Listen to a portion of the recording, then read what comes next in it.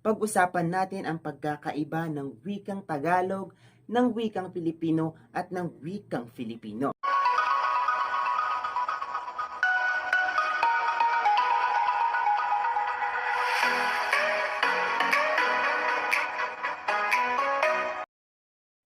Magandang araw, isa ka rin ba sa mga libu-libong Pilipino na nagsasabing ang wikang Filipino raw ay madali lamang? Tama nga naman, ngunit hindi ka nais-nais na sabihin natin ang salitang lang sapagkat nagpapakita ito ng pangmamaliit sa ibang wika. At karagdagan pa riyan ay nagpapakita rin ito ng superior sa iba pang wika na kung saan salungat ito sa ibig sabihin na walang ibang wikang nakakaangat sa iba pang wika. Kung gayon, huwag na nating patagalin ang ating usapan. Pag-usapan natin ang pagkakaiba ng wikang Tagalog, ng wikang Pilipino at ng wikang Filipino. Marahil pala isipan din sa iyo kung ano nga ba ang wikang Tagalog. Ang wikang Tagalog ay ang wikang sinasalita sa rehiyong Tagalog kasama ang Bulacan, Bataan, Batangas, Cavite, Laguna, Rizal, Quezon, Mindoro, Marinduque, at ilang parte ng Puerto Princesa. Kasama na rin dyan ang National Capital Region o Metro Manila. Ayon yan kay Constantino sa taong 2006. Opisyal na kinilala ni dating Pangulong Manuel Luis Quezon ang wikang Tagalog bilang batayan ng wikang pambansa. So tandaan lang natin na ang wikang Tagalog ay ang naging wikang batayan lamang natin upang magkaroon tayo ng wikang pambansa. Kung gayon, hindi ito naging wikang pambansa. Malinaw?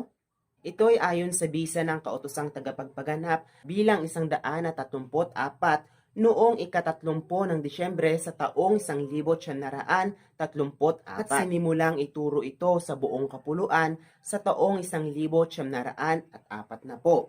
Sa isinagawang survey ng Ateneo de Manila University, lumilitaw na 72 bahagdan ang nakaiintindi ng Tagalog sa buong bansa. Ayon naman yan kay Almario sa taong 2014. Ngayon, dumako naman tayo sa wikang Pilipino. Simulang tawaging Pilipino ang wikang Tagalog noong ika-13 ng Agosto sa taong 1956.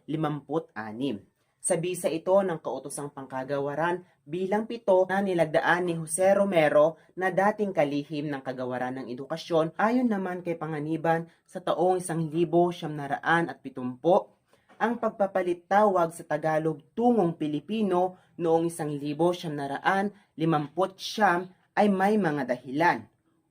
Una, upang mapawi ang isip regionalista sapagkat mayroon tayong tinatawag na Tagalog imperialism. Pangalawa, ang bansa natin Pilipinas, kaya normal lamang na tawagin nating Pilipino ang wikang pambansa tulad ng mga pangunahing wika sa daigdig na kung ano ang bansa nila ay siya rin ang tawag o pangalan ng kanilang wika. Pangatlo, walang ibang katawagang maaaring ilapat sa wikang pambansang Pilipino batay sa Tagalog. Samantala, unang nasaksihan sa Saligang Batas ng 1972 o 1972 ang konsepto ng isang wikang panlahat na tinatawag nating Filipino, F, gaya ng nakasaad sa Artikulo 15, ikatlong seksyon at ikalawang talata ng nabanggit na Saligang Batas. Sabi roon, ang pambansang asembleya ay dapat gumawa ng hakbang tungo sa pagpapaunlad at formal na adopsyon ng panlahat na wikang pambansa na tatawagin nating wikang Filipino, letter F. Isang wikang multi-base na maituturing na panlahat na wikang pambansa na nakabatay sa maraming wika ang kailangan ng isang multilingual na bansa tulad ng ating bansang Pilipinas. At ito mismo ang siyang bibigyang diin ng Saligang Batas ng 1987. Partikular na sa Artikulong 14, Section 6 at 7 na naglalaman ng sumusunod na pahayag. Sa Section 6, sinasabing ang wikang pambansa ng bansang Pilipinas ay Filipino. Samantalang nilililang ito, dapat payabungin pa sa salig na umiiral na wika sa Pilipinas at iba pang mga wika. Sa Section 7 naman, makikita natin riyan na ukol sa mga layunin ng komunikasyon at pagtuturo, ang mga wikang opisyal ng Pilipinas ay tatawagin nating Filipino. At hanggat walang ibang itinatadhana ang batas, Ingles. Ang mga wikang panrehiyon ay ang mga wikang pantulong ng mga wikang opisyal sa mga rehiyon at magsisilbing pantulong sa mga wikang panturo roon. Itinuturing na ang wika ay isang mabisang bigkis ng pagkakaisa at pagkakaunawaan. Ang pagkakaroon ng isang wikang pambansa, ang mga mamamayan na may iba-ibang wikang katutubo. Katulong nito ng pambansang watawat, pambansang awit, at iba pang pambansang sagisag na matatagpuan sa ating bansa.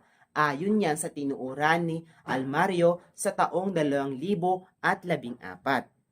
Ito ang dakilang lunggati ng kapasyahang bilang 13 hanggang 39 ng kapulungan ng Komisyon ng Wikang Filipino na tinatawag dati na Surian ng Wikang Pambansa, nang bigyan ito ng mga sumusunod na definisyon ng Filipino. Kung gayon, ang wikang Filipino ay ang katutubong wika. Ibig sabihin, ito ang nangungunang lingua franca ng ating bansa na ginagamit sa buong Pilipinas bilang wika ng komunikasyon, sa pagbigkas at pagsulat ng paraan ng mga pangkating katutubo sa buong kapuluan. Sapagkat isang wikang buhay, ibig sabihin ginagamit, sapagkat kung ang wika ay hindi na ginagamit, ito ay mamamatay. Mabilis itong pinauunlad ng araw-araw at iba't ibang uri ng paggamit sa iba't ibang puok at sitwasyon at nililinang nito sa iba't ibang antas ng saliksik at talakayang akademiko, ngunit sa paraang maugnayin at mapagtampok sa mga lahok na nagtataglay ng mga malikhaing katangian at kailangang karunungan mula sa mga katutubong wika ng ating bansa. Bilang paglalahat sa ating tinalakay, ang wikang Tagalog ay hindi naging wikang pambansa ng ating bansa. Kung gayon, ito lamang ay naging batayan sa pagpili ng ating wikang pambansa. Sa taong 1934, karagdagan pa riyan, naging wikang pambansa ang tinatawag nating wikang Pilipino sa taong 1959. Ngunit nagkaroon pa na maraming pagbabago sa taong 1972 nang tawagin na ang wikang pambansa ng ating bansa ay Filipino. At mas pinagtibay pa ito sa saligang batas ng 1987, partikular sa ika-14 na artikulo at ika-6 hanggang ika-7 section. Ang impormasyong aking ibinahagi sa inyo ay nakalap ko sa samahan ng mga mag-aaral sa Filipino at narito ang ating sanggunian na magpapatunay ng aking mga tinuuran ay may batayan. Hanggang sa muli nating wika talastasan, ako si Michael Junibran. Magandang araw!